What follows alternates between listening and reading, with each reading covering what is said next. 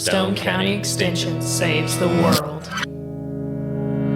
Well, it's my new style. This is how I'm gonna be a sunglass wearer, and I'm You're gonna gonna have to clean the smudges off and of I'm gonna them wear them things. all the time. And Clean then I'm them gonna up. get me Things a. dirty. How are you seeing out of those? I'm not. Just because it's sunglasses doesn't mean it shouldn't be clean. I don't want to be able to any rays to come in here. It's like I'm a blind man. Let me see those. I want to see how dark those are. You get to wear glasses.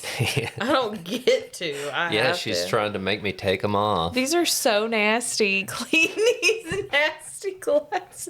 Oh my gosh. Hold those up to the light and look at them.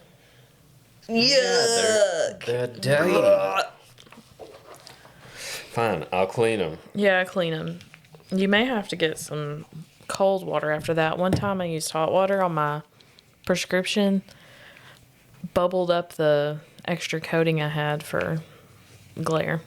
Well, these are just some cheapies. I know, that's what I'm saying. Don't Walmart. use hot water because that'll definitely ruin the cheapies. They're still dirty, but they're better. But, yeah, I'm going to start wearing them. And then it's going to be my thing. And I'll get to wear them wherever I go. Like, I'll be able to sit at a training, and I'll be able to just sit there, and they'll be like, oh, Tyler gets to wear sunglasses. This is a goal. And then someone else will try to wear theirs and they'll be like, no. No, you can't You wear can't. sunglasses. Tyler's already adopted that. That is the His thing. And then one day they'll be like, Tyler, well, do you have anything to say? And you'll go, no. No, I'll be like, they'll be like, Tyler.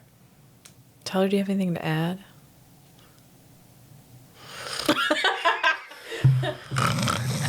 That's the goal. That you're going to master, like, sitting straight up when you sleep. Yeah. There's got to be some sort of military trick to that. I would think they can master sitting up and being asleep. Man, yeah. Well, what's going on? Well, We haven't been doing these podcasts like Anna's been It's avoiding it. well, it's my fault. Yeah, it is. That's why I'm blaming it all on you. Well, I don't like to admit when I do wrong. I didn't really do wrong, but I've I've just been busy, gal. busy. Yeah. I've been places. Like this month, I was at the HC State meeting 1 week, and then I think we recorded the next, and then I was gone to church camp all week. And then this last week, we had one day we could do it, and we had someone come in, and we weren't able to get recorded. So that's just how it goes some Yeah. months. But it's all right. It's all right. I mean, I didn't do it on purpose. Yeah.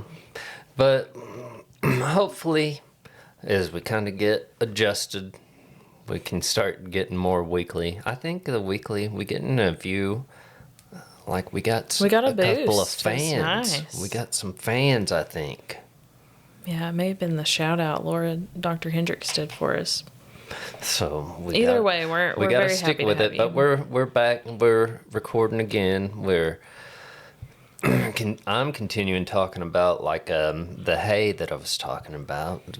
We've got a lot of guys that are cutting hay. They're really into Yeah. it. Obviously, this week has been crazy. What? Well, this week's hot and dry, and it's like the longest stretch of days we've had without a chance of rain, but there's chance of rain for this weekend. And America's birthday party might get rained on. Yeah, you were real patriotic yesterday. Yeah. You were giving a Maybe at the rant, end I can get on a a patriotic rant. Yeah, I was thinking about all the things American and what we should be doing this week to celebrate. I was thinking of it like a party. Mm-hmm. Like, you know, if you were to have an American birthday party, what would you have at it? But anyway, I thought of my rant, so if we can get me going towards the end, I'll get us a good patriotic boost. Well, let me tell you what I did. I was like, I was thinking about it last night. I was like, well, it's July, pretty much. Yes, Tomorrow. tomorrow.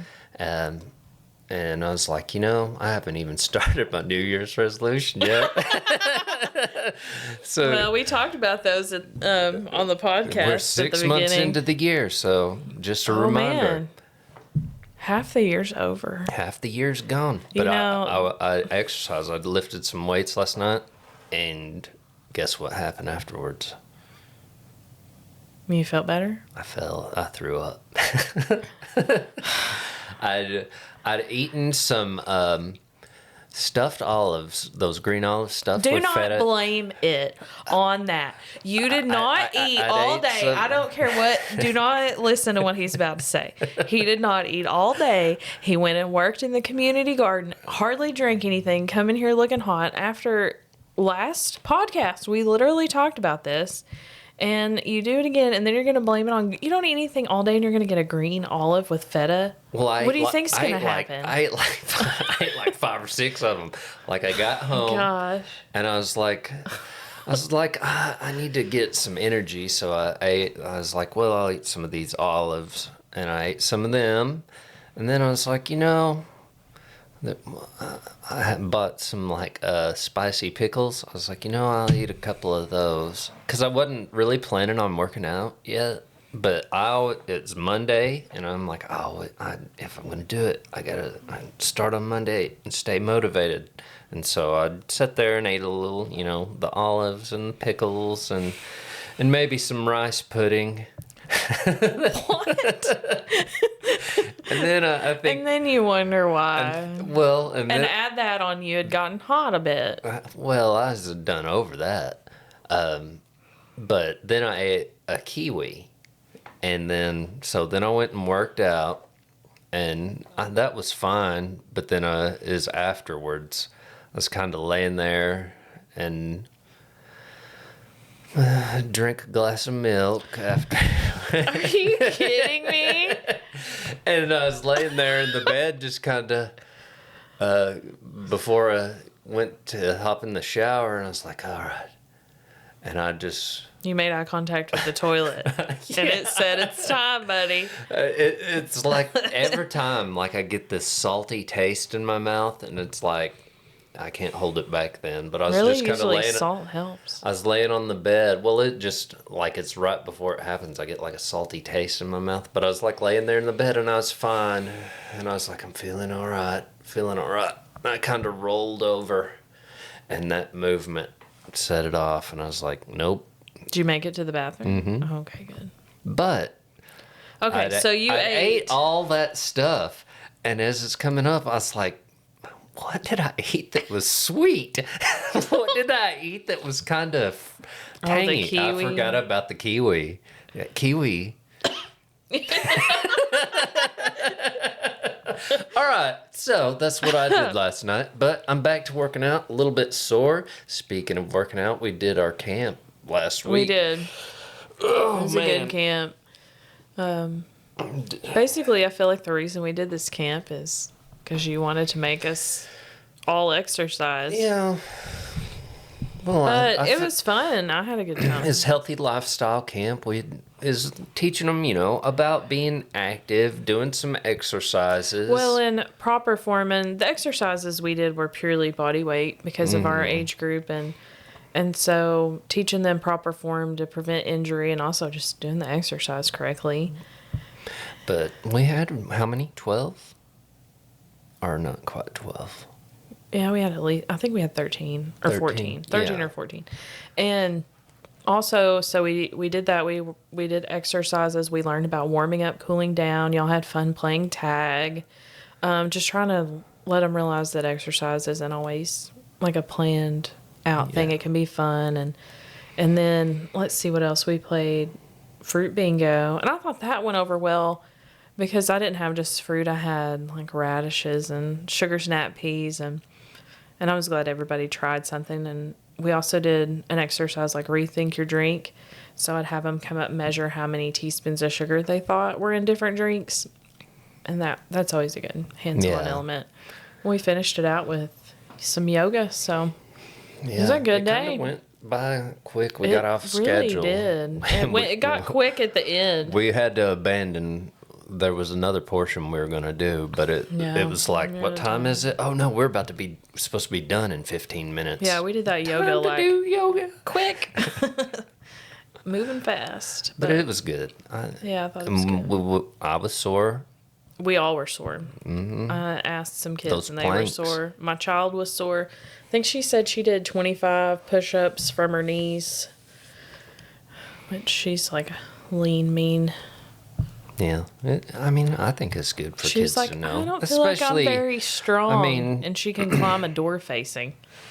A lot of 4-H kids may not particularly be in sports, so they're not going to get that, like, how to do form of an exercise, really. I don't really remember them teaching form that well necessarily, but we must have because I know form pretty well just from sports in school. I thought it was good. I think it went good. Yeah, it was good. And then you also had, well, staying along the line of 4-H, we also had our Bull Shoals 4-H Outdoor Day at the State Park Pavilion. And Man, those hot dogs were good. Whoever cooked them. they did a great job. Yeah. Huh? Whoever bought the nice hot dogs also did well. Yeah. Because they know what's a good hot dog. That makes a difference too. Yeah. Yeah, they were an all beef hot dog because we had someone who couldn't do pork or a few that couldn't do pork, and they're my favorite hot dog anyway, so it's just kind of an excuse. They are the best hot dog. And we had game scene investigators, so they had different tracks and blood and different things and had to figure out what animals and what happened at the scene. And the state park staff did that and tree identification. So it looked like she had really taught them some details on leaves and categorizing. And then Paige in Baxter County, the ag agent there, she took lead on bait casting. And then the game and fish, Heather Pittman, from Fred Berry Nature Center, did stream team.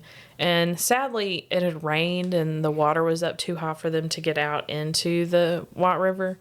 Right, and they have a great spot to get into the White River down there near the pavilion. But she had pivoted and had this cool activity where you were learning, like, if there's more of this type of bug, the stream may be unhealthy, and she used Skittles. So, they were paying attention when they were putting Skittles on the sheet and stuff. So, and then we'd kind of released everybody, but the state park staff taught kayaking or went out kayaking with anyone that wanted to. And that was fun. We were there till about 3 and swimming and kayaking, and it was a good outdoor day. Sounds cool. Yeah. Yeah. I abandoned when y'all went kayaking. Yeah, I went swimming. I had a bug bite me that I still have a big mark from it. I don't know what got a hold of me. But, yeah. So, you're talking about washing clothes today? Yeah, I'm talking about laundry. It's just, Well, I want why? you've kind of like the inspiration to the things I talk about because of stuff you say here in the office, like you overheating on us anytime you go to the community gardens. Well, we talked about that, and then we were just talking about how to take care of. You have a particular brand of shirt that my husband. Well, actually, I think you're kind of why I ended up buying those shirts. Yeah. Because they're just really good shirts, but they kind of have a certain way that you have to take care of them for them to stay nice. And we were talking about that. I get pit stain. I'm just a gross, disgusting. Like, if you examined my body, you'd be like, what? The petri dish should be growing some things. Athlete's foot. Toe fungus. Yeah, man. And pit stains. Well, but you were out working in the hottest day and hot days and sweating, and it's humid and sometimes dirt. You're gonna forget have deodorant. body odor. Sometimes I wear it, and that usually gets. Yeah, that can cake up. I have to wear also the soft solids because I'm just gross. I mean, I wear men's deodorant, so. Or actually, let me rephrase. I wear antiperspirant. Yeah, that's. And I know, but everybody's so different as far as that goes because one of Brandon's family members, he doesn't have to wear it at all. I don't think Brandon really would have to wear deodorant. Whereas, I've heard some if I people didn't, have that gene that they don't have to. Yeah, one of my friends, she never sweat, and I absolutely have to have something. or I can't remain a professional individual. When we were in, like, growing up, I remember is at church, like, one of the guys brought his girlfriend, and she's from off somewhere, I think around Jonesboro. Off, and they're from 2 hours away. Yeah. She wasn't from Stone County, but she was like, I'm allergic to my own sweat. And I was like, what? Is that real? I don't know.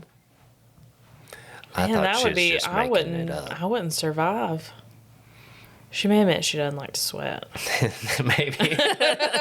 That's what I was That's what I thinking. would take it, but I'm allergic to my own man, sweat. if I was so allergic can't to sweat. mine, I couldn't go outdoors. Yeah, I don't know, but I thought that was crazy. I'm obviously interesting. not allergic to my sweat, but it is got stain. accumulates. It accumulates and it It messes up your laundry. make stains. Man, oh, you should have seen like my shirt after getting done working out, because I was in my basement and it was getting real humid down there. I shut the garage door, and it's getting so humid, it's like puddling water on the floor. And I was like, what is going on? I look over and Lauren was doing some laundry, but the vent thing had come off and it's just pumping hot air in there. And me in there working out, sweating. Oh, no wonder. So I was like, man. I wonder if that's like that hot yoga or like working out in the sauna. Maybe I sweated out some toxins, if that's a thing. Maybe that's why. I'm just full of toxins. That's why my sweat stains my clothes so bad. Yeah, and you smell like onions. I do like to eat onions. Onions are Maybe good. that's why you smell like onions. I don't like cooked onions, but raw onions. Onions is one of those things that I've liked more as I've gotten older. We were talking to my daughter about that the other day, how your taste buds just change. Because she's eating meat now, whereas she wouldn't eat it really before. And it's just kind of interesting. All right. Well, I want to learn how to do laundry. You want to learn it? So you want to learn how to do laundry. I want to learn. I want to learn the laundry. Well, so, you were talking about pit stains and everything, and me and Madison were just kind of giving you advice on laundry, and I feel like it's hard learning knowledge sometimes, how to do laundry. I grew up as a kid, and I would do towels and washcloths, and that would be about it. So it's like you get to college, and I would just dump everything into the washing machine all at once, everything. And you're not supposed to do that. And that's not the best practice. I mean, I did get it cleaned, but, I remember in college it was like they would pack the washing machine as much as possible. And that's not fully getting your clothes clean. You have to have room for the clothes to move freely with the water and the detergent, because you don't want the detergent to just stick on the top or be down in the bottom. And interesting thing about soap is that the molecules in soap disturb like viruses and bacteria, and then they'll also, like, there's like heads and tails, and some of it'll bond. You're looking at me. I can kind of see your eyes through. Some will bond with the water and the other will bond with fat. So that's why you have to have detergent to wash your clothes effectively, because of those different bonds and those disruptions, and we want to sanitize those nasty things that get on your clothes, those what you say, toxins and the funguses and those type things. So it's important to not overload. And one piece of advice, and I've been better about this as I've gotten older, is, you talk about how nasty your shirt was yesterday. If you are in a situation like that, you can just immediately wash it. Whereas if you're going to let that shirt sit for days with all those stains, then it's going to be harder to get them out. So, and another thing too I've been better about with time is it's okay to have little loads of laundry along the way instead of just letting it pile up. So, like, we were clearing out an old garden spot and we were nasty. And so I just go in and we threw all that in the washer and just washed it, and it was done, and it wasn't all stained. But anyway, so try to get your clothes in the washing machine as soon as possible if you have stains. The sooner you can get to a stain, the better.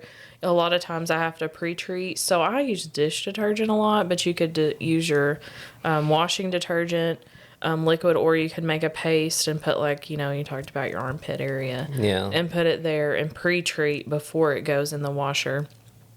And I always wash the really heavy stuff together.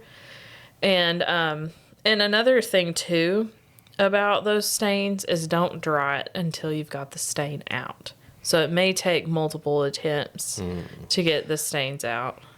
I really noticed that with grease. It's like I'm the main one that does laundry in my house. I know everybody's kind of different. Like some, they'll each will do their own laundry, or, I kind of do everybody's laundry. And Yeah, I'm knocking all over the place. Should you separate say your towels or like? yes, and are you going to talk about I am what going to talk settings? about that. Yeah, I am. So, like I said, I was going to hit stains first. So as soon as you can, get them in the wash, pre-treat as needed, get them going, and don't dry them until you've gotten your stain out, if you can get it out. And then we want to sort clothes. I say sort clothes as you take them off your body. So I have different hampers for different, and really mine's based on soil level, which you could do your hampers based on color. It just depends on your space. So I have Brennan's. How important is the color? Well, that's going to matter when you're washing it. So you're pretty much just lights and darks. And the reason for that is mainly like if you wash something white with something red, it could bleed over, or you can even kind of fade some things. Blue, like blue jeans, and blue's also one I've noticed that'll bleed. So just lights and darks, and then like I said, I would divide them by soil level also. And then you want to go further and divide them by material. So if you have a lot of, if you have the man-made, the polyester type things, you want to do that separate than cotton. So I always think of it like my nice little polyester type work shirts versus denim. Mm-hmm. You're not going to want to wash that together. And one reason you don't want to do towels and all that together is lint. Have you ever washed things together in one material? It's it attracts every bit of lint. Yeah. So you want to keep those separate too, because sometimes even if you put it through the dryer, it won't get all that off, and you got lint roller, and of course you're going to notice that on your your blacks and your dark stuff. So separate soil level, color, and kind of fabric style. And so one other reason to do different with the fabric is because you're going to need a different maybe wash temp or a cycle for that. And I'll get a little more into that. But one thing too is pay attention when you're buying your clothes. I'm not going to buy stuff that I have to take to the dry cleaner very often because we don't have that here. Yeah. And so I don't want to have to worry about that. And those type of clothes are going to be harder to clean. And so like I said, first things first, take them off, get those stains out. One thing you can also use to get stains out, so there's you can use bleach, but you're only going to want to use that on a light color, chlorine bleach. But then there's oxygen bleach, which says it's safe for all colors, or you want to make sure it says that. I've used that before, and I've had that fade a pair of jeans. So I'd be careful with using an oxygen bleach. And I'm not going to say any brand names, but you'll know what I'm talking about if you go there. And you got chlorine bleach and you got your oxygen bleach. So it can still... But also those symbols on your laundry, you could print one of those little guides, and that's going to tell you if cold water, hot water, can you even dry it? And I dry very little now. And and we were talking to you about that, yeah, a lot of t-shirts. Yes. Drying them, they shrink up. Very bad, and that brand that Brandon wears, bad to shrink. And so I have to I always hang dry. And I don't like to hang on a hanger because that can cause some stretching around the collar. So I have a drying rack, also have a clothesline, but I hang on the drying rack. And the reason I like it is because I try to do a load of laundry a day. That's like I only have 3 people in my household. If you had more, you'd probably have to do more because I don't like a big, huge pile that I have to deal with all at once. Yeah. So if I'm good and I do a load of laundry a day, I never have like a big bunch to catch up on. But I'll run that load through and I'll hang everything on my rack. So I usually try to do load size based on what I can fit on that rack. And then also don't have to fold it till the next day. Yeah. So I like that. But know your care labels, and I'll talk about water temps here in a minute. But sort by color, fiber content of fabric. So it said, you can do cotton and linen together, wool and acrylic together, and then you can do those man-made fibers like polyester and blends together. And then it even says like texture, and I never really thought about that. If you have smooth fabrics and then like those like really rough, I guess it can cause some issue with the fibers during washing and drying. So like it gave the example of corduroy, which that's not very popular these days. It was really popular when we were in school, which is like 20 years ago now. Yeah, dang. Yeah, we're getting old. Did you graduated in 05, right? Mm-hmm. Yeah, I graduated in 06, and we're going to try to have our reunion this fall. And so, read care labels and soil. So if it's really gross, like I'm not washing it with stuff that's not.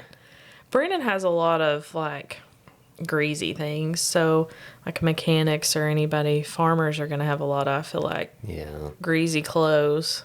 Yeah, but in the pesticide training we talk about how they need to wash, like if they're out spraying pesticides and it gets on their clothing, that they need to wash that separate from everything else just so it don't cross-contaminate. That makes sense.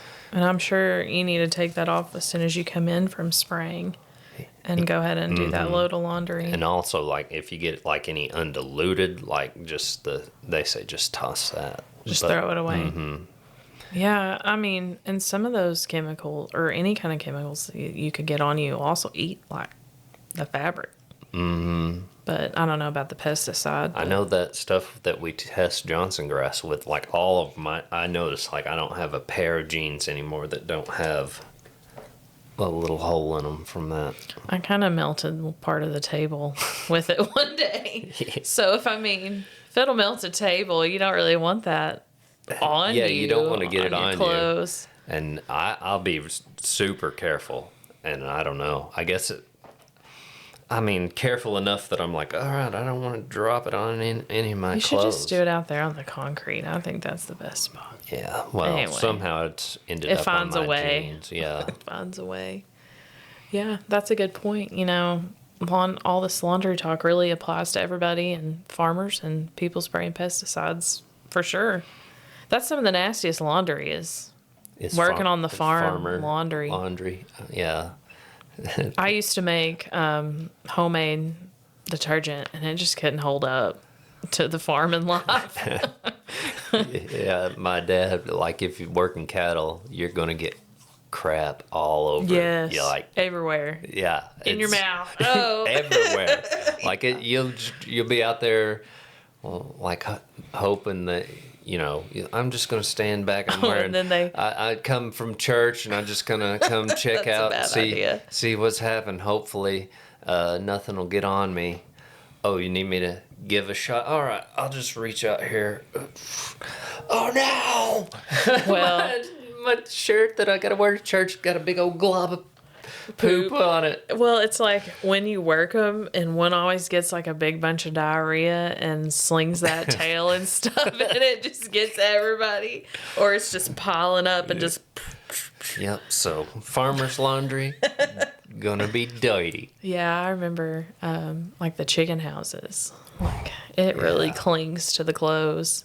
If you're trying, it never feels like you're saying like church shirt or something. You're trying to like be nice, or you're just trying to stick your head in, and that's also when I feel like you will problems to happen when you're wearing the good clothes going there.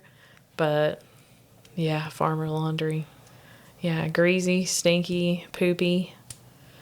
Yeah, need good detergent for that. And you want to not, I had a little note on here. Sometimes you don't use enough, and then sometimes you use too much. So you really should make sure you're using the right amount. But of laundry detergent. Yeah, and like I was talking earlier about how you don't want to have too much clothes in there because you need that water to move because Yeah. you need to get all that poop and then just your body oils and odors and stuff. So you got to have enough water in there.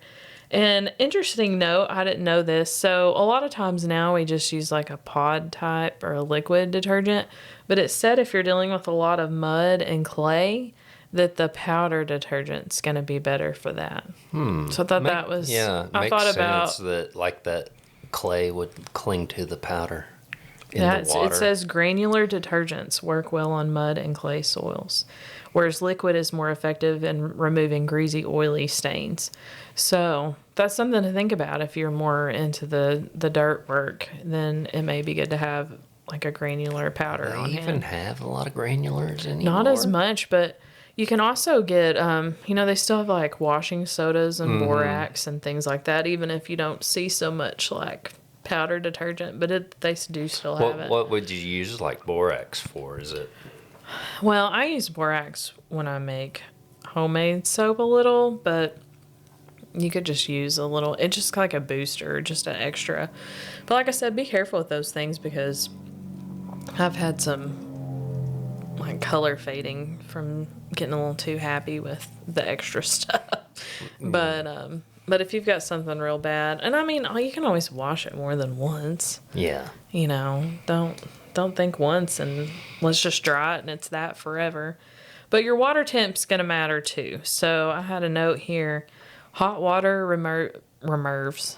It removes dirt from heavily soiled items, kills more germs than cold water, fades the dyes in some colors. So if you have something that you're not wanting to fade, you may be more worried. And then tends to cause wrinkling in some modern fabrics like permanent press. So that's going to be your man-made fibers. So you would want to use hot water like greasy clothes, work jeans, even though, it seems like they're going to fade a bit, jeans, no matter what, but towels, washcloths, socks, undies, things like that. So use hot water on them. Warm water, it does get lightly soiled clothes clean. It does not kill germs unless you have a disinfectant. So you can add a laundry sanitizer in also. And it is safe for most color clothes. Whereas cold water, it's going to have a cold water detergent. And I think that's something we don't always pay attention to. So look at your detergent, and if you mainly wash cold on certain things, make sure that it is a cold water detergent. And I gotta check mine. I have to have a hypoallergenic detergent for me because I'm sensitive to those kind of things. But it may take more detergent than normal in cold water. It doesn't kill germs, like I said, less defectant, but you got that delicate stuff. Cold water has its place for sure. Just make sure your detergent's meant for cold water. And I think that's important. We're probably not always washing our clothes in warm enough temps. But then it just it depends on what you're doing. So, like, if you're a farmer, you're probably going to need to use that hot water. Yeah. Versus if you just have, like, like my work, business casual clothes will be fine. Mostly in the cold water. And, so like I said, I'm really big on hang drying. Now, I don't like to hang on a hanger because of, like I'd said, it can cause some stretching. So I use a drying rack. And I mean, if you're trying to save a little bit on energy, that's a great option. Yeah. And then I also have a clothesline, and I love my clothesline at the new house. I got a pulley system one off the back porch. It's cool.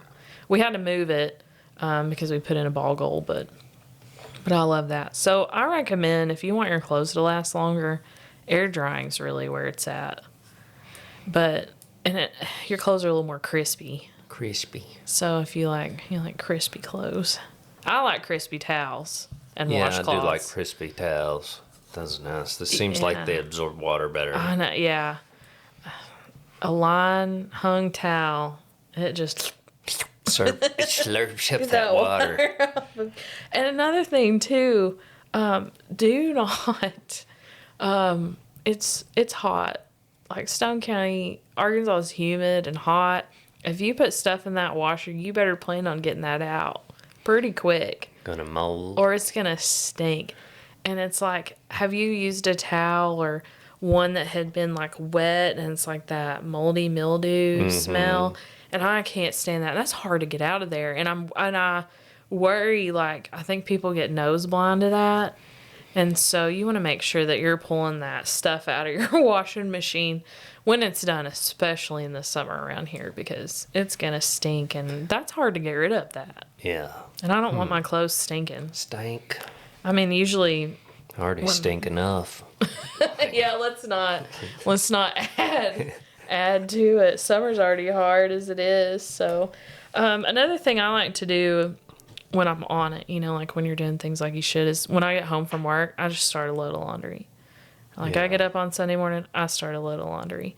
And I may just do one a day, but that keeps the pile away. So, because I don't want to spend my weekend just playing catch up on all my housework. You know what I mean? Like, that's just not what I want my Saturday to be, is dishes and laundry. So Yeah. do a load a day if you can. I understand, like, if you're having to go to, like, a coined laundry, it's going to be a little more difficult. But if you're doing coined laundry, like we talked about, pre-treating, you can do that at home before you go for that. But, yeah, I don't want to do the weekend catch-ups. But I'm trying to think if I got any other notes that I thought were important. I think I got it. Oh,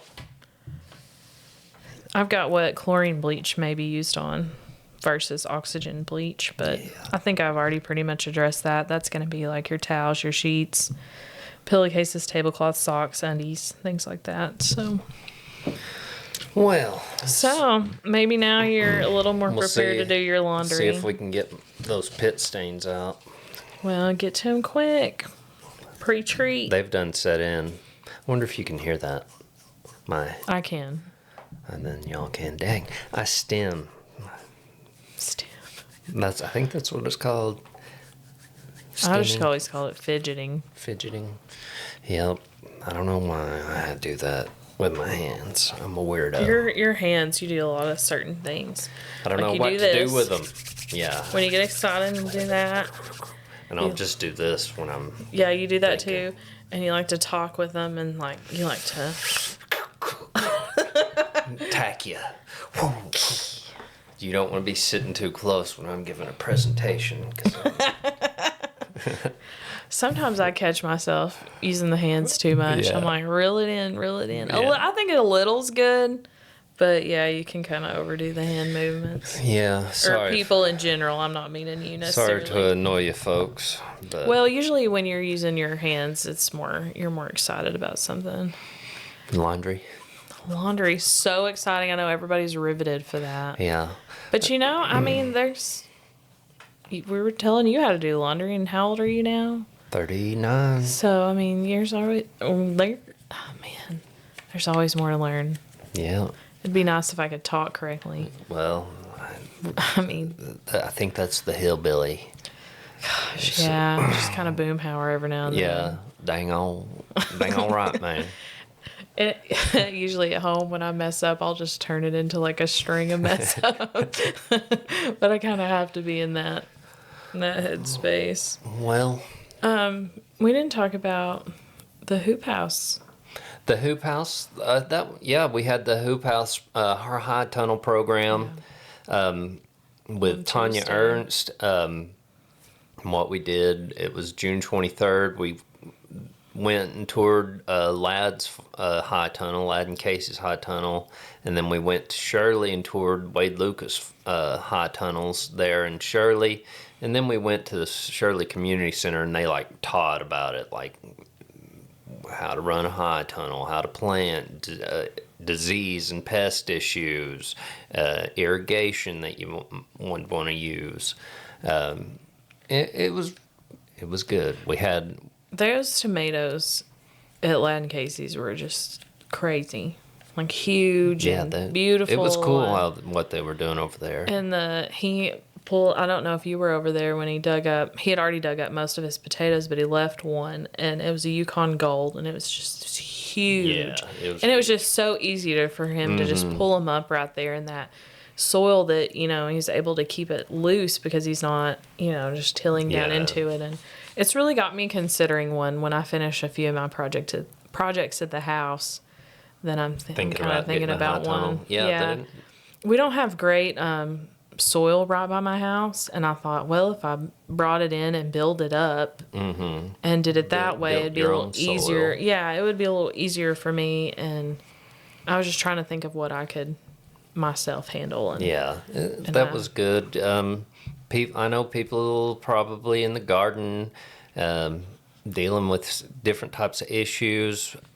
We're really just now hitting hot. It hasn't been we've that been hot. pretty fortunate that But it's the last week in June before it This got next bad. little bit, we're about to get 90s and mid 90s and above. And what'll happen, I always get calls about people, their tomatoes aren't blooming. Well, when it gets real hot, they'll quit blooming so much. And it's just temperature issue. You can either wait till it kind of starts cooling off and they'll start blooming again, or you can kind of shock them to maybe bloom, like go in there and like prune off a few branches, limbs off that tomato plant or a plant that's not flowering, and it kind of shocks it, saying, "Oh no, I'm dying.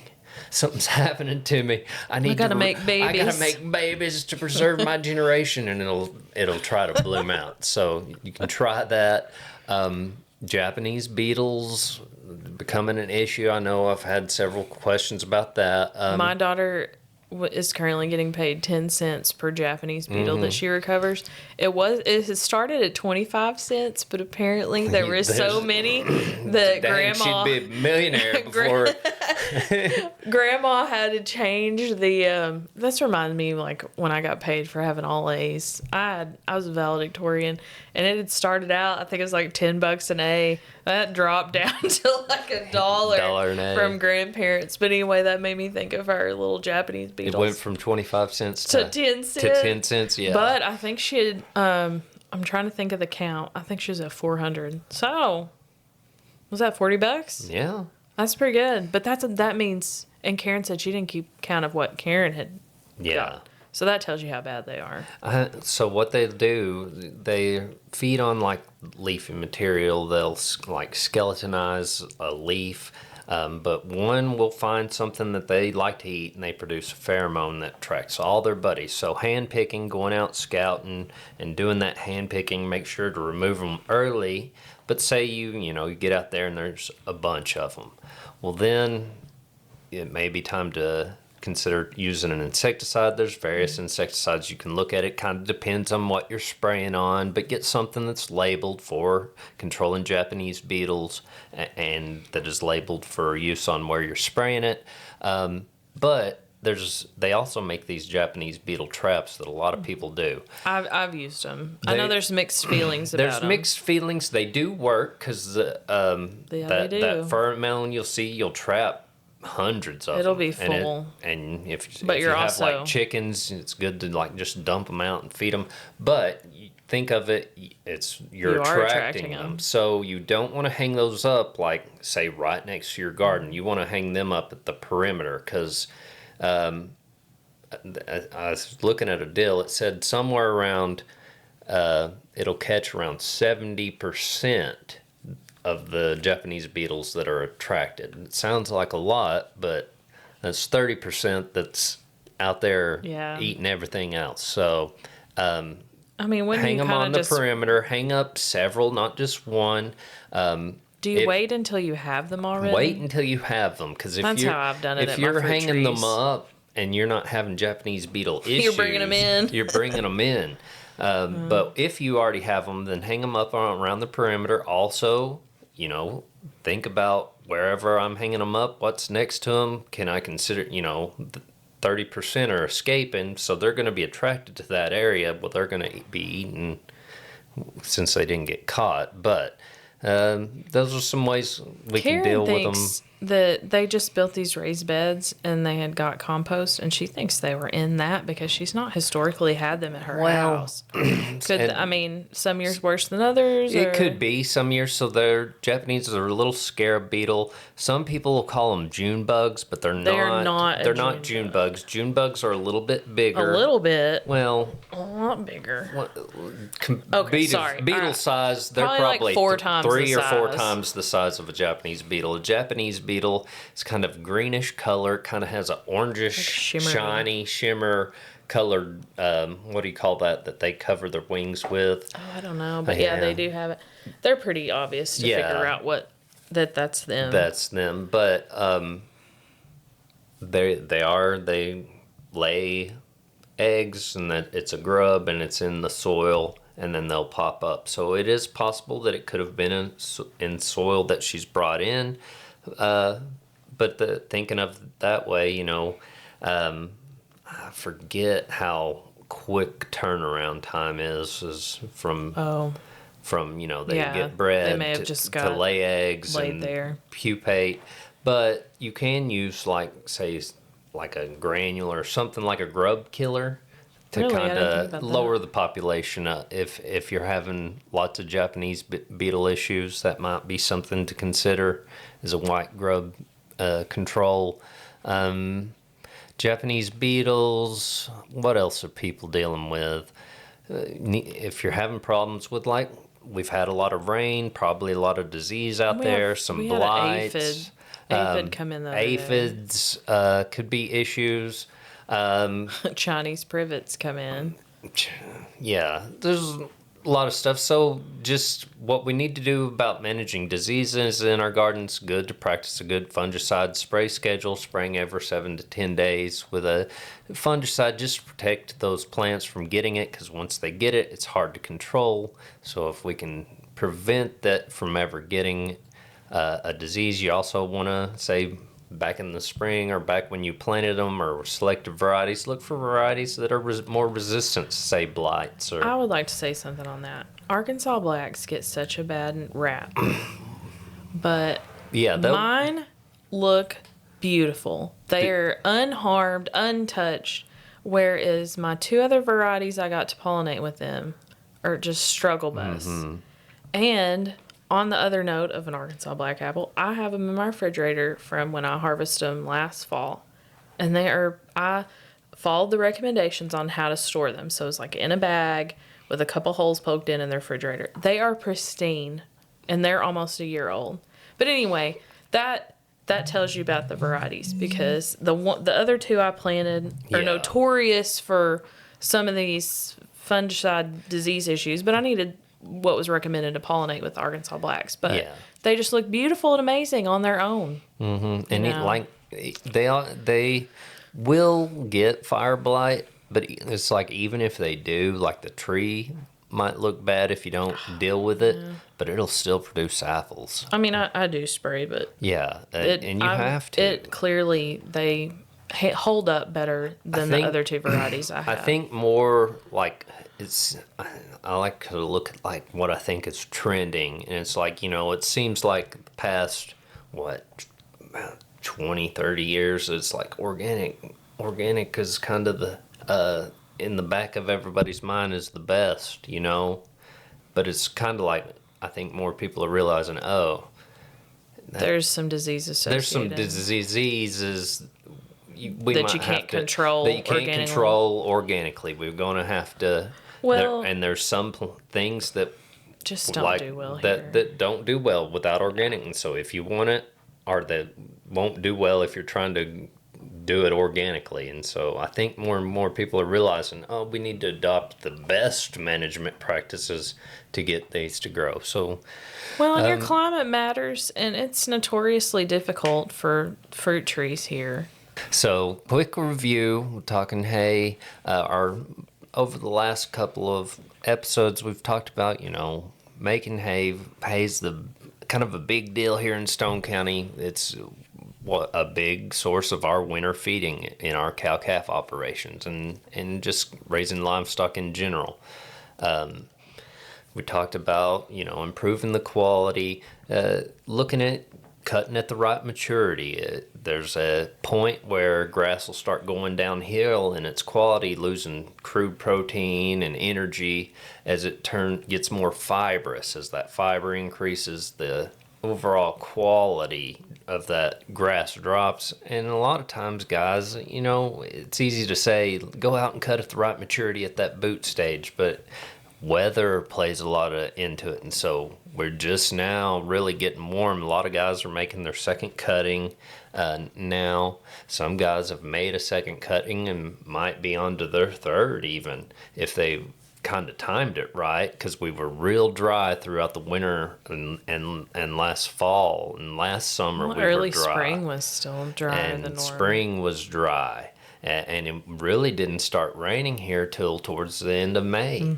And some guys got out and made their, got a cutting before then, and then some guys weren't able to, but probably a lot of guys are on their second cutting now, which is kind of the better cutting, because we're more into that time where we can cut at that right maturity and also get that quick drying to lock in those nutrients, or lock in that nutritional value.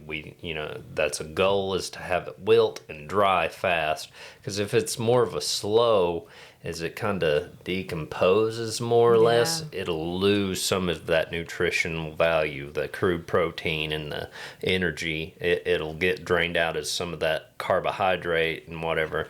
I'm not a scientist, but I am a county extension agent. But he is an agent. I am an agent, so anyways, there's some losses. To put it on farming terms, if we ain't able to dry it fast enough, you're gonna lose some of the good stuff out of there. So we are talking maturity, cutting at the right time, cutting at the right height. Can also help preserve the grass we have in the field. If we cut too low, could cut through that crown where a lot of grasses store carbohydrates, and it's harder for them to regrow. So we're prolonging. We might not get as many cuttings if we're cutting too low. So we're raising up to about 2 to 3 inches, depending on the type of grass you got out there. That's also goes to play into the nutrition, is the type of grass. Is it an improved forage species that's one of them that has more nutritional value, say like a Bermuda grass or a tall fescue or something like we can't really do like Bahia grass is one that they use like in southern Arkansas. There's a lot of it'll grow kind of wild here, but I wouldn't like go out and seed my field in Bahia grass, because we're kind of a little bit too cold. But those are improved varieties that are going to be a little bit more nutritious, say for when we cut in for hay. One thing we saw, you can cut Bermuda grass real low, because it typically stores its energy in those stolons and those runners that it puts out. But what we've seen in some of our hay verification projects is that if you say, rather than cutting, an inch, or, where you've seen it, they pretty much scalp the ground. If we'll leave that at like 2 or 3 inches, it regrows quicker. And so my family cut hay. It's been about 2 weeks ago, and I was surprised at how much regrowth has already taken place. So they didn't cut too low, and I was like, I feel like they're gonna have to cut hay here really quick because of how quick it bounced back. Whereas I've seen fields before, it's like it scorched the whole field when it was cut really low. Like if we're thinking about it, again, we want to be grass farmers and manage our forages. If a goal is with like Bermuda grass fields, is like every 28 days be cutting hay. So that makes sense. If it's 2 weeks ago, then So halfway there, especially like think of if you go in, you cut, you get it dry down to that below 20%. We'll talk about why 18% is probably the goal to shoot for drying. Today, we talked about spontaneous heating that could happen, where that if it's too wet, that spontaneous heating occurs, and that also loses some of the good stuff. and the far. And could possibly start a fire if you store it too early. But if we can get it less than that 20%, it doesn't go through as much of a heat. It will go through a heat, but if it's real wet, it can jump up there and be like 140 degrees in that So internal it's like temperature. Yeah. Whereas if we're less on it's a little bit less on the chart that I was looking at, or the graph. So spontaneous heating. So today we were going to talk about storing. I feel like there's one more thing I was just going to remind everybody about. Oh, fertilizing. After we go in there, like you mentioned, it's regrown. Did they fertilize it any? I don't know. I don't think so. Didn't get Not this time. Well, think about But I how. feel like they might have fertilized the Well, spring. think but I'm not about sure. how much we're taking away. If we're able to go, yeah, there are some nutrients like your.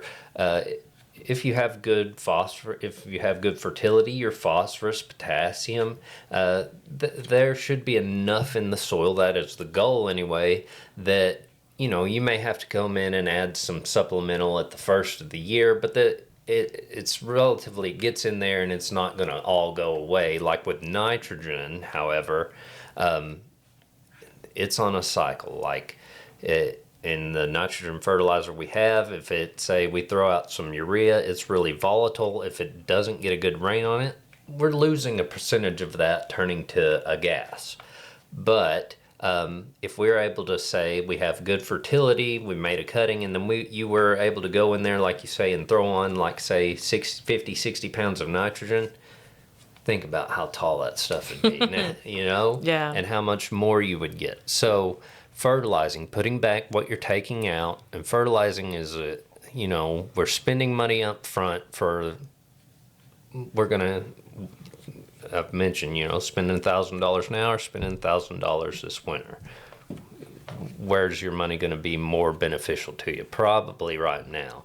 Fertilizer has kind of come off. I know it might stay still expensive, but it's kind of dropped in. It's at least not continuing the upward trend at the moment. Continuing an upward trend. But even though it is expensive, I think it's worth it to apply some fertilizer, at least what you've took away, so that our field ain't just depleting. Yeah, just on a downward trend. That's the goal. But storing hay, so we've cut it, raked it, baled it, and we're hauling it.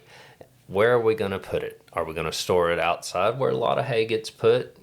What do you see? You see it, they'll stack it in, rows. And there'll be 4 or 5 rows. They'll space it out, but they'll just stack it out there on the ground.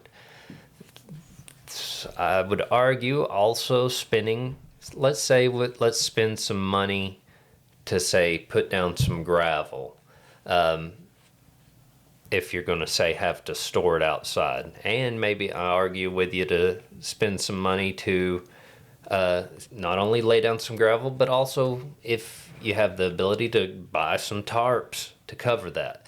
Because if you look at some studies that have been done, and we have a lot of this information that I'm talking about, we have like a whole MP, one of our fact sheet booklets. Is on hay production. On hay production. You get in there and look at some of the studies on losses. They were having from being stored outside. So a bale, 4x5 bale weighs roughly 1,000 pounds. What did I say? 1,000 pounds? No, 750 pounds. Like a 5x6 I think is going to be more of that 1,000 pounds. Now, a 750-pound bale, you might say it's a bunch of crabgrass or something that may get close to 900. So let's just say we're making 1,000-pound bales for easy math. So we're spending all that fuel, time, and fertilizer for baling.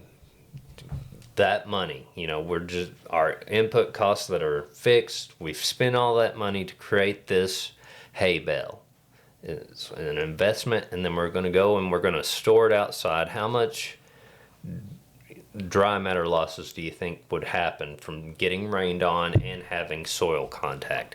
There I am. We've talked about me using my hands, and That's the thing about if you're only listening, you're not seeing. I've done, yeah. That's You're why just you got to hearing. kind of go watch the YouTube video every now and then to see our movements. I'm like doing the robot. I would say, I think you've told me before, I don't know if this is right, was it 20% or Somewhat more? like outside soil content, like total losses is somewhere around is like 18% on one chart that I saw. They did a study, I think it was tall fescue, and they did several different like wrappings, like net wrap. They did the twine wrap. I think one of them they completely Like those plastic, marshmallows. like a marshmallow wrap, completely covered. That lost the least because it's completely covered. But think about, okay, we've lost from that layer. We get like a 18% loss. So that's 180 pounds per 1,000-pound bale. Which is a lot. That's gone. Waste, yeah. So let's say we've made 100 bales. That's, what's that? 180 times 100? 1,800. 1,800 pounds of That it's wasted. feed that you've lost by, or pounds of dry matter that you've lost by storing outside versus storing inside. And a lot of that, like that soil contact, a lot of that loss is right in there. I can't remember. I think it was more than like 20% with soil loss or with soil contact. So storing, think about that as when we go to store, some guys have the ability to store some hay bales inside, but those hay bales that we have to store outside, maybe it would be worth it to us if we could run, make us a gravel At least put something pad on or the something, ground. or put something down on the ground to prevent that soil to hay contact, and then possibly some sort of covering if you're able to tarp them, keep a lot of that rain off of them, because again, we're getting we've spent all this time and money to create this product, and then we're losing a percentage of it that Yeah, could what be point adds up to a hay barn? let me you talk. I see that book right here. I'm going to grab that so I can give y'all accurate information just to push home, like, okay, say Things. Okay. things that are entertaining. Things that are entertaining. It's funny we're talking about all these round bales, and I still remember. You don't remember the square hay bale days, Yeah, and that's back when I don't think we ever did squares while I was alive. I remember doing squares, and I remember putting them in the old hay barn that I got married at, and they had a conveyor belt that would carry them up. This is a lot of information that I've been talking about these last couple of episodes, and this episode come from this management of hay production MP. It's MP 434 if you're looking it up online. But so storage losses, I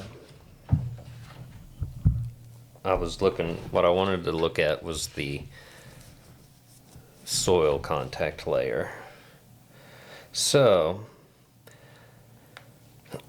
In the weathering effects section. Yeah, in the weathering effects, this is what it says. It is easy to overlook the importance of the bottom of the bale when discussing weathering losses. Some reports suggest that approximately 50% of the storage losses in hay stored outside occur at the hay to soil interface. So Your reading voice is it's almost condescending. It was a little snooty. well, it was a fake. It was supposed to be. You're supposed to sound like you know what you're talking about. Sorry. But it's a gravel pad maybe. Like Maybe how much is a load of gravel? We paid I think $120 for like a load. You're But gonna pay about $200 to get that delivered. yeah, but Speaking from experience. Well, so put a pencil and paper to it. How many hay bales you got out there, and the losses. Yeah, I really think you should put a pen and paper to it, because for some operations, just dealing with the weather loss might be your best option, whereas others, the gravel, or you need a barn at some point. That's what I'm arguing for, is that we consider these factors, and we're not just farming because that's how Grandpa farmed. We've always done it. But we're looking at actually trying to produce a good product and produce something good. Do you ever think about? Well, I've got a rabbit hole. I'm gonna let you finish. Or go my rabbit hole. I think that's pretty much. I think what I'll I finish up. So looking at this final thing, in that study I was talking about, it was done in Kentucky with tall fescue, and they were measuring the weathered layer around the bale in plastic mesh wraps that were on the ground that stored outside. They saw actual dry matter losses of 10.6% with And that's the net wrap? that's like the plastic mesh, yes, Okay, net okay. wrap. Solid plastic like the marshmallows, they 3.6% Wow, that's pretty low. dry But I don't know matter how losses. much it cost to. Sizzle twine on the ground outside lost 18.2% actual dry matter loss. What's sizzle twine? That's like The plasticky twine? yeah, something Like the orange? I think it's like the brown, but it may. I'm not sure if sizzle twine includes they- like the colored, but it's like the not the net wrap twine, but like the Yeah. rope twine. Okay. Is what it would be. And I've then never they also heard it did. as sizzle twine.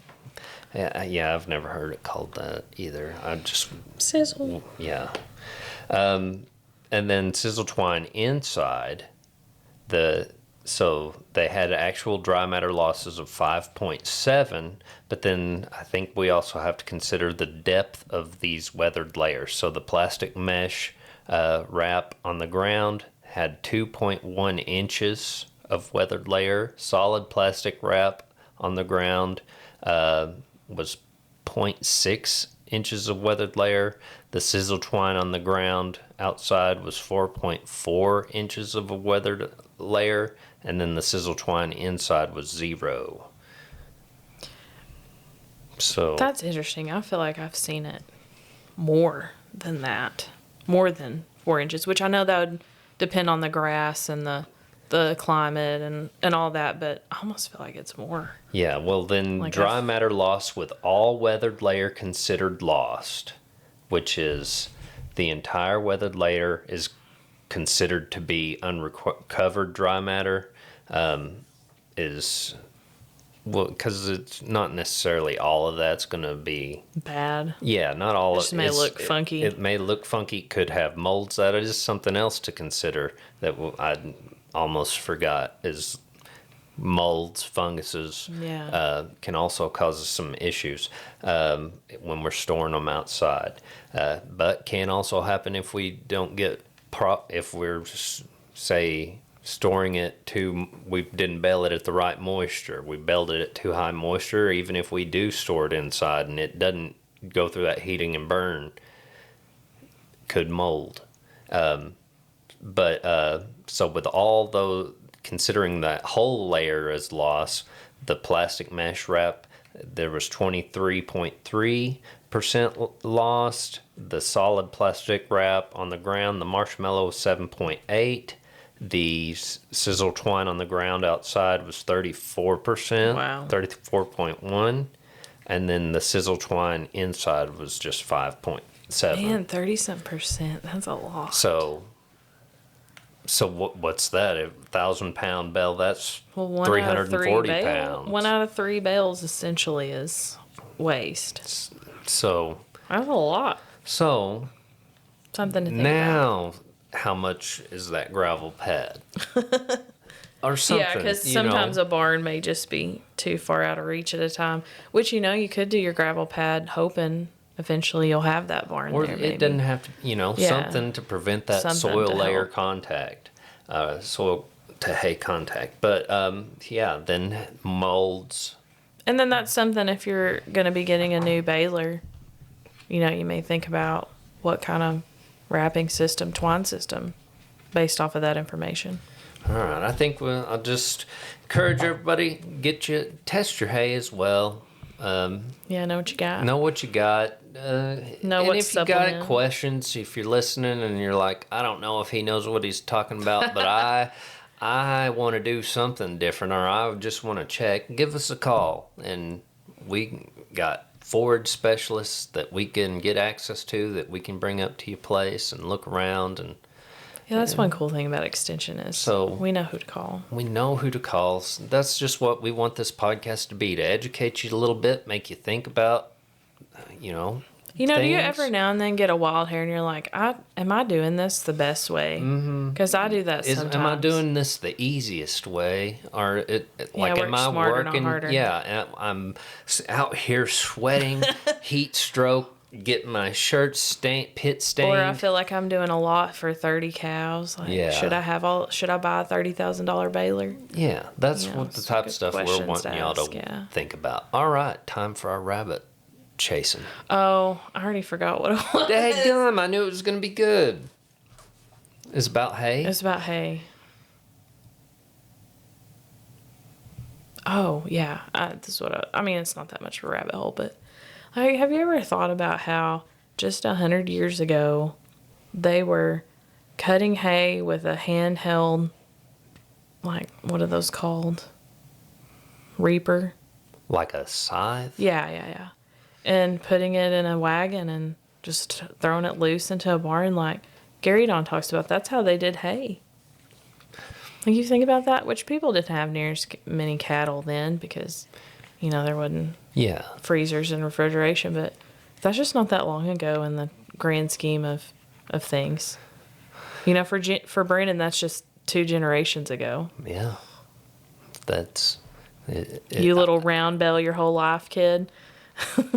I mean, but it's just wild to think of how far agriculture's come in 100 years or less. It's just crazy to me. Sorry, that was my thought.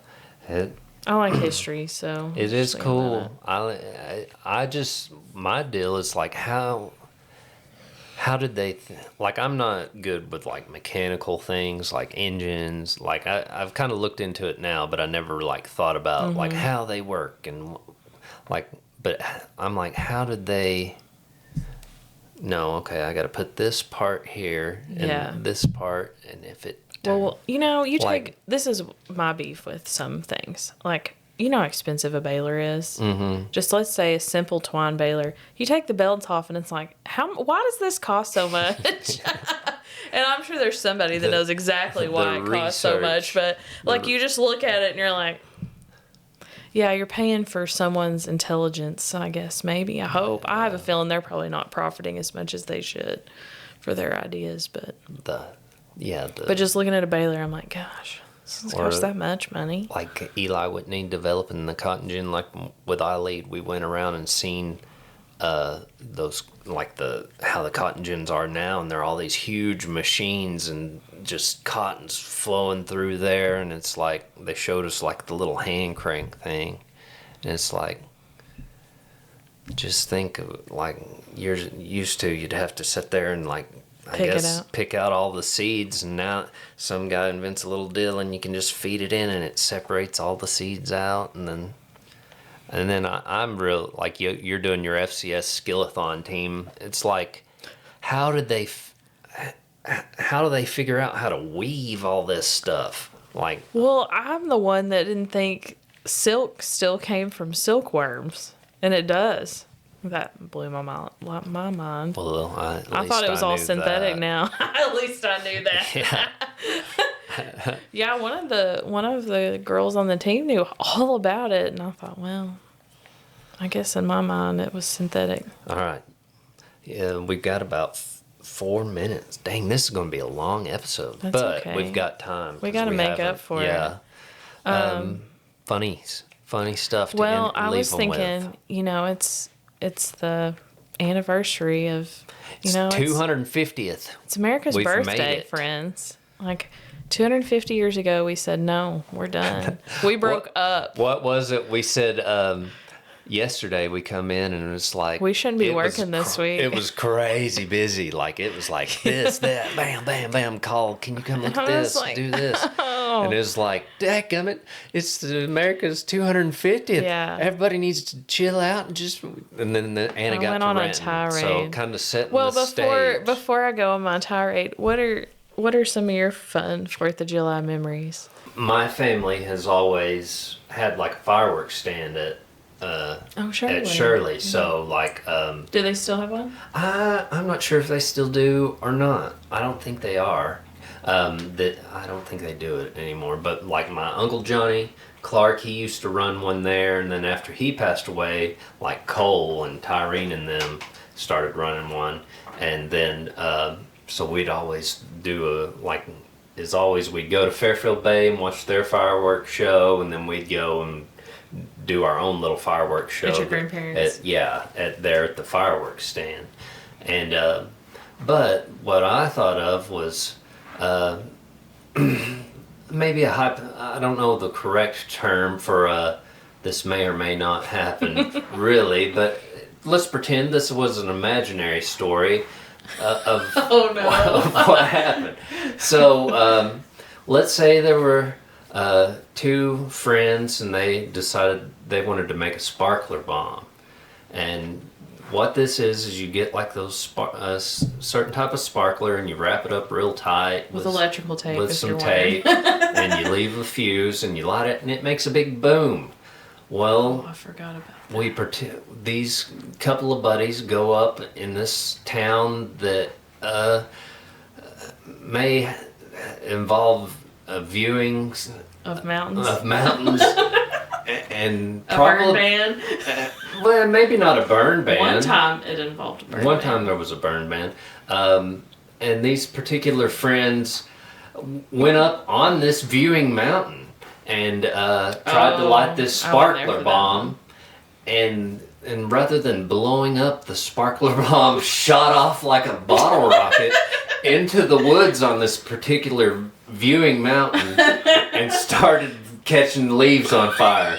And so these couple of buddies went over there really quickly and were able to get it contained before The cops came. before anything happened. That was an exciting thing. I forgot about that. Y'all didn't wrap it well, I guess. I guess. I remember like right after a burn ban, like Dad used to have like these like super loud firecrackers for like scaring like birds out of the blueberries. And we took one and like threw it in a culvert somewhere. That was the loudest boom I think I've ever heard. But one time we had some of those firecrackers, and is just after a burn ban, and we were down at the church, and Paul Valentine like come through, and He was constable too. and he's like asking us, "What are y'all doing?" And we're like, "Oh, you know, we missed 4th of July is kind of after because of the burn ban, but now it's rained and we're just lighting some firecrackers here in the parking lot." And he's like, "Oh yeah," and I grabbed one of them big ones. And I was like, "Yeah," and I was like, "Listen to this one," and it's like boom. And he's like, "Oh no, gosh, what are those?" But Yeah, where did your dad get those? you can get them online. Like look for like bird scaring firecrackers. That sounds like fun. Mm-hmm. I remember letting off one of those, or some people I know let off one of those sparkler bombs down at the river one year. And that's the biggest one I'd ever heard. But the person that showed us how to make it, I think, had made that one. And they had good technique. Yeah, That was there's fun. like you got to get it tight. Yeah, I think we went down to the river because it was a burn ban. Well, Yeah. One of my favorite, when I think of... oh, while we're talking about fireworks, we did, and I've seen it before, and it's funny, and a good reminder is be safe around these fireworks because it is some people's last weekend. With 10 fingers. Yeah. Oh, man. One of my favorite memories growing up, are we good on time? Okay. I just You had thought it restart. sounded weird. Oh, okay. So I had seen a TikTok one time and it was like if you could go back as a child and like relive a memory. And so some of my favorite childhood memories was with my family. We would always say down the road, and we'd have a big fish fry with all of my Sutton family at Avis and Bill's, and we'd have a big fish fry and they'd all fuss over the homemade ice cream, and it was always the best homemade ice cream. We'd swim at Rainey's pool. Well, one year Well, I would go around because I was the youngest. Like, there's kind of an age gap between me and everyone. And I would swindle people out of money to go buy fireworks. And it used to seem like $200 for fireworks was like, in my little kid memory, as good as going to a big show.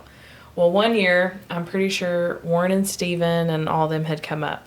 And they were letting off the Saturn missiles. So everybody's lined up kind of at the house watching the fireworks. When they're running back, they knock over the Saturn missiles towards everyone. Oh, man. And they start shooting off. And, like they scream. They're like, meow, meow. One went under my, somebody was sitting in a lawn chair and it went between their legs under the lawn chair. It was going under the truck and like people were running here and there and it's just screaming. And man, I thought that was the best moment ever. Looking back now, gosh, we could have. Yeah. Somebody could have got a little injured, but lose some toes. Oh man, and then I think we were lighting them in the road one time, like those long little firecrackers. You could get them all strung together, and a car went by, and I think it kind of caught on their muffler and stuff. They didn't stop, thankfully. Yeah. We were all there watching. Y'all were armed with fireworks. I have another good memory of Dad and Brandon one time letting one off, and I guess they thought it wasn't going to be very big. You know how like it kind of like make strobes of light, some of them? Well, like you'd see them like this. Yeah. And then here in a little bit, they'd be a little further. It was almost like a little clip action movie of them trying to run. Did y'all ever, like, we'd have, like, Roman candle fights. I really didn't do that much, but I remember shooting bottle rockets at Yeah, we'd have Brian bottle one rockets. time, yeah. And I don't think we ever hit him. That's really not a safe thing to do No, at all. we're just talking about what we used to do and not there's no risk encouraging involved. at all. Doing But this. this is we're talking about history. Historical. And this is historical. What we did. We'd have bottle rocket wars. We'd shoot. I remember shooting Roman candles at one another. I feel like they used to be more stout too. I guess it depends now. Yeah, probably. Yeah. But yeah. Any other cool stuff? If I can get on a rant. Yeah, tell us about it. So this week, I don't know if I can do it, but I'm going to try. Yeah, everybody's calling. We're thinking, man, I thought it was going to be chill week, maybe a few calls, but like yesterday, it's like, hope not every day is like this. So. And it was a full moon coming, and it's America's 250th birthday coming up this week, and we should be at home. We should be at home. We should be grilling. We should be porch sitting. We should be shooting targets. We should be fishing. We should be skinny dipping. We should be dipping ranch into everything. We should be saying America. We should be smoking meat. Like, we should just be having a big party and not being at work this week. And we should be thanking a veteran for our freedom and allowing us to act up and protest and say what we want and live in the best country in the world, and that's the United States of America. Yeah. What you gonna grill? We're gonna have fish fry. So I've already grilled some wieners. I got them on fire too. You better be careful with some of those pork sausage brats. Anyway, it's my little side note. I wasn't a successful griller. I normally am. I'm normally grill master at the house. Sometimes it just turns out so good. You gotta pay attention to it. That's one thing. Well, that's why I kind of got into grilling. Mom never would. Like, everybody had always... a few fires. Everybody had always come over and stuff and hang out. Burgers, We'd be, hanging out, at having the a pool, good time, swimming, doing tricks, and Mom would cook a bunch of burgers. Well, she would not pay attention. You gotta... Well, she'd put foil down on the grill, and then it'd catch the fat on catch fire. That fat, yeah. They'd be crispy. You gotta pay attention. Yeah, especially pork. Like, you can't really walk away from a grill that has pork on it, or that fat catches on fire. But anyway. Our dinner. I was thinking of a video. I saw these guys are like the Dutch oven cooking, and like that thing is red hot. Are you serious? Yeah, like glowing red. And he's like, oh no, our dinner. And he like pulls it out, like opens it, and it's just a black piece of charcoal. It's like, our dinner. And I was like, yeah. Man, that's one thing I do miss about having our outdoor day at Blanchard. I always like doing the campfire cooking. not ever burned anything. Yep. But I didn't get it red hot. No, Man, that's hot. That's hot. It's like For cast glowing. iron. Yeah. Oh, me. All right. Happy 250th. Have a happy 4th of July. Independence Day. Independence Day. Don't be safe. Yeah, Don't lose your please. fingers. Don't get arrested. Yeah. Yeah. Be safe. Call a friend. Happy Independence Day. Cool. All right. I'm going to Bell Hay.